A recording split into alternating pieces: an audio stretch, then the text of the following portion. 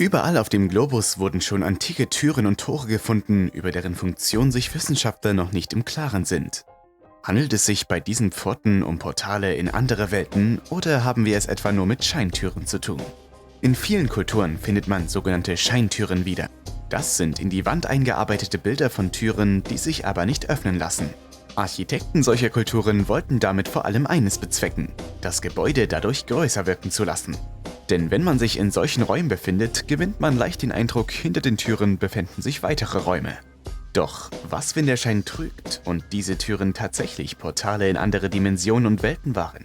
Vor allem Türen und Tore, die sich eben nicht in geschlossenen Räumen befinden, geben Archäologen und Wissenschaftler noch viele Rätsel auf. Dir gefallen Videos über geheimnisvolle Entdeckungen? Dann zeig es uns mit einem Daumen nach oben, abonniere Topwelt und starte noch heute mit uns eine abenteuerliche Reise, um die neuesten erstaunlichen Entdeckungen aus der ganzen Welt zu erforschen. Lasst uns loslegen!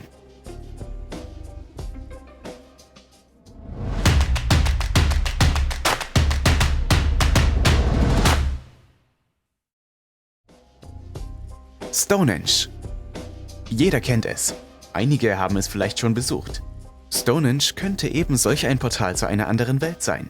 Trotz der Bekanntheit gehört das Monument immer noch zu den größten Mysterien unserer Zeit. Denn im Prinzip wissen wir so gut wie nichts über die berühmte Steinformation. Wir wissen weder, wie alt Stonehenge ist, noch warum es überhaupt erbaut wurde. Und vor allem ist es ein Rätsel, wie antike Menschen Steine derartig formen konnten. Da kommt schon einmal die Frage auf, ob das Gebilde überhaupt von Menschen erbaut wurde. Etwas Seltsames geschah im August 1971, um 2 Uhr in der Nacht. Ein Polizist sah merkwürdige Lichtblitze ganz in der Nähe von Stonehenge. Als er sich der Steinformation näherte, konnte er ein blaues Licht erkennen, das scheinbar aus einem der Steine kam. Dann nahm der Polizist Schreie wahr und rannte auf Stonehenge zu. Doch als er ankam, fand er lediglich die Überreste eines Lagerfeuers vor. Die Wirbel von Sedona. Sedona ist eine Kleinstadt in Arizona, die von den Ureinwohnern als der heiligste Ort im Staat angesehen wird. Es wird behauptet, dass die roten Felsen in der Wüste Tore öffnen können, die tote Materie und verstorbene Lebewesen in eine andere Dimension und Sphären transportieren können. Das läge wohl daran, weil die Felsen eine höhere Frequenz hätten. Richtig interessant wird es, wenn man die Geschichte von Schatzsuchern aus den 1950er Jahren kennt. Denn nachdem sie von den Wirbel erfahren hatten, wurden die Schatzsucher von ihrer Neugier angetrieben und wollten mehr herausfinden. Langsam näherten sich die Männer den Torbögen. Der mutigste von ihnen schritt durch einen der Bögen und wurde nie wieder gesehen. Abydos. Abydos ist eine der ältesten Städte Ägyptens. Besonders mysteriös sind Hieroglyphen von scheinbar modernen Technologien wie Helikoptern, Panzern und fliegenden Untertassen. Noch weitaus spannender ist die Entdeckungsgeschichte dieser verlorenen Stadt. Dorothy Eady, die 1904 in London geboren wurde, behauptete, die Wiedergeburt einer jungen Priesterin zu sein, die zur Zeiten des Pharao Seti gelebt haben soll. Das Unglaubliche daran war, sie konnte ägyptische Texte übersetzen und wusste genau, wo Archäologen diese Texte gefunden hatten. Augenzeugen berichteten außerdem, wie Dorothy Eady, die sich nun Seti nannte, versuchte, Scheintüren zu öffnen und so in geheime Räume gelangen wollte. Sie behauptete, die Türen würden wiederum zu Portalen in eine andere Welt führen. Das Sternentor von Ranmasu-Uyana. Ranmasu-Uyana sind die Überreste einer uralten Stadt auf Sri Lanka. Betritt man die unterirdischen Gänge, begibt man sich auf eine Zeitreise. In den Höhlen von Ranmasu-Uyana fanden Archäologen einen außergewöhnlichen Stein. Auf jenem Stein sind Symbole und Zeichen eingearbeitet, die stark an eine Karte erinnern. Und zwar an eine Sternenkarte. Die antiken Symbole sollen Portale zu anderen Sternen und Sonnensystemen öffnen. Vorausgesetzt man weiß, was man zu tun hat und was jene Symbole bedeuten. Das Sternentor von Ranmasu-Uyana ist übrigens nicht das einzige, das bisher entdeckt wurde. Über den Globus verteilt fanden Forscher Dutzende Karten, die starke Ähnlichkeit vorweisen konnten. Der größte Unterschied zwischen den Sternkarten ist wohl, dass die unterschiedlichen Kulturen jeweils eine eigene antike Sprache sprachen. Und bis die Karten übersetzt werden können, wird es wohl noch eine ganze Weile dauern. Aber wer weiß, vielleicht können Archäologen und Sprachwissenschaftler bald Tore zu anderen Galaxien öffnen. Das Sonnentor. Tijuanas. In den Anden in Bolivien nahe dem Titicacasee steht eines der ältesten Gebilde. Tijuanas, auch bekannt als Sonnentor, ist schätzungsweise über 14.000 Jahre alt und steht immer noch unerschütterlich in Südamerika. Laut Mythen ist es ein Portal zum Reich der Götter und der Entstehungsort der Menschheit. Der Sonnengott soll durch dieses Tor gekommen sein und den Menschen erschaffen haben. Die eingearbeiteten Bilder im Tor führen dann wieder zu Spekulationen, dass die Götter gar keine Götter sind, sondern Aliens, die vor tausenden Jahren die Erde besuchten. Sie zeigen nämlich humanoide Gestalten, die scheinbar Raumfahrhelme tragen. Was hat das zu bedeuten? Haben Außerirdische die Menschen geschaffen oder haben sie in die Entwicklung der menschlichen Spezies eingegriffen und diese beschleunigt? Und die wichtigste Frage, werden sie das Tor jemals wieder öffnen und auf die Erde zurückkehren? Das sumerische Sterntor. Ein anderes Portal zu den Sternen finden wir im ehemaligen Sumerien, der frühesten westlichen Zivilisation. Das Gebilde erinnert etwas an die ägyptischen Pyramiden. Eine lange Treppe führt hinauf in Richtung Tor. Steht man auf der untersten Stufe, wird durch die Perspektive der Anschein erweckt, als führen die Stufen in den Himmel hinauf. Ein antikes Siegel zeigt einen Gott, der durch ein Portal auf die Erde gelangt. Das Bemerkenswerte an diesem Siegel: wer auch immer das Bildnis ansieht, wird merken, dass der Gott sich langsam aber stetig von einem entfernt. Natürlich ist das nur eine Illusion, doch niemand konnte bisher klären, wie diese optische Täuschung zustande kommt.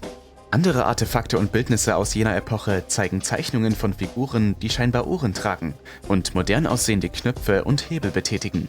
Wurden die Zeichnungen fehlinterpretiert und missverstanden oder steckt doch mehr dahinter, als es den Anschein erweckt? Göbekli Tepe. Der älteste uns bekannte Tempel befindet sich in der heutigen Türkei. Bereits 10.000 v. Chr. Wurde die Tempelanlage bereits genutzt.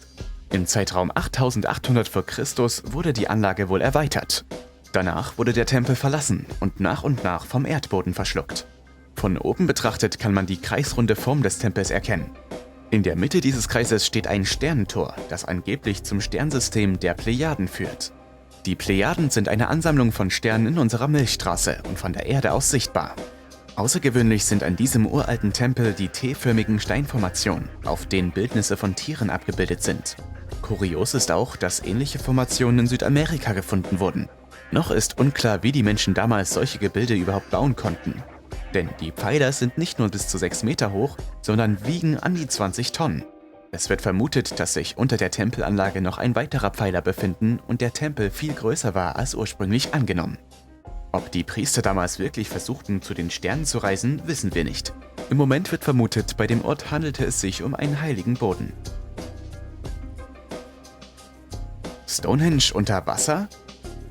Als 2007 Taucher nach einem Schiffswrack im Michigansee suchten, fanden sie etwas Erstaunliches. Die Steinformation, die sie entdeckt hatten, hat starke Ähnlichkeiten mit Stonehenge. Ebenfalls in einem Kreis angeordnet und in ähnlicher Größe wird das Alter des Gebildes auf über 9.000 Jahre geschätzt.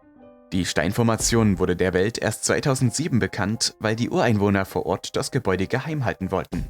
Sie baten Archäologen, den Ort nicht preiszugeben, weil der Ansturm an Touristen und Schaulustigen ihre ruhige Art zu leben aus dem Gleichgewicht gebracht hätte. Die Frage, die wir uns stellen, ist: Wie können zwei Steinformationen auf unterschiedlichen Kontinenten so viel Ähnlichkeit miteinander aufweisen? Reisten die Menschen vor 9.000 Jahren etwa von Stonehenge bis ins heutige Michigan? Und das durch die Hilfe von antiken Portalen? Das Tor der Götter. José Luis Delgado Mamani begann 1996 seinen Job als Touristenführer und stieß dabei auf einen merkwürdigen Ort. In der Nähe des Ortes Hayumaca in Peru entdeckte José das Tor der Götter. Seltsamerweise hatte er zuvor schon von diesem Ort geträumt. Viele Male hatte ich schon von diesem Ort geträumt. Als ich ihn dann sah, war es eine Offenbarung Gottes. Schaut man sich das Tor genauer an, kann man erkennen, dass es in diesem Tor ein weiteres Tor gibt. Das größere Tor ist etwa 6 Meter hoch, während der kleinere Eingang eine Höhe von beinahe 2 Metern misst. Es rankt sich noch eine weitere uralte Legende um dieses Tor. Als die Spanier im 16. Jahrhundert in Südamerika einfielen, floh der Inka-Priester Aramo Muru zum Tor der Götter.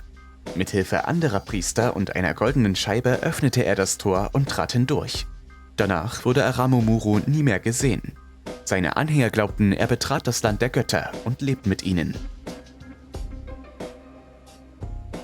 Abu Ghurab. Man glaubt, dieser Ort ist der älteste, den Menschen jemals gebaut haben. Die Strukturen seien aus ägyptischen Kristallen, die im Einklang der Schwingungen der Erde sein sollen. Genau aus diesem Grund denken viele, der Ort könne Krankheiten heilen und den physischen und mentalen Zustand stärken. Zudem wird geglaubt, Menschen können eine Verbindung mit Göttern und dem Universum selbst herstellen. Die Mythen ähneln denen amerikanischer Ureinwohner, die glaubten, man könne durch das Entstehen von Schwingungen zu anderen Welten und Dimensionen reisen. Das Besondere an Abu Ghurab ist die Bauweise und Präzision der Steinplatten. Selten hat man derartig geschmeidige Steinformationen gefunden. Bei dem Alter der Gebilde ist das mehr als nur merkwürdig. Eine solch geschmeidige Bauweise erfordert eigentlich moderne Maschinen. Und nicht nur die Architektur ist außergewöhnlich, auch der unglaublich gute Erhalt des Fundortes ist bemerkenswert. Forscher und Archäologen können bis heute nicht sagen, wie Menschen vor tausenden Jahren solche Bauten und Strukturen zustande gebracht haben sollen. Die Tore und Pforten sind und bleiben ein Mysterium. Viele Mythen und Geschichten deuten darauf hin, dass es sich um Portale zu anderen Welten handeln könnte. Haben vor tausenden Jahren Außerirdische die Erde besucht?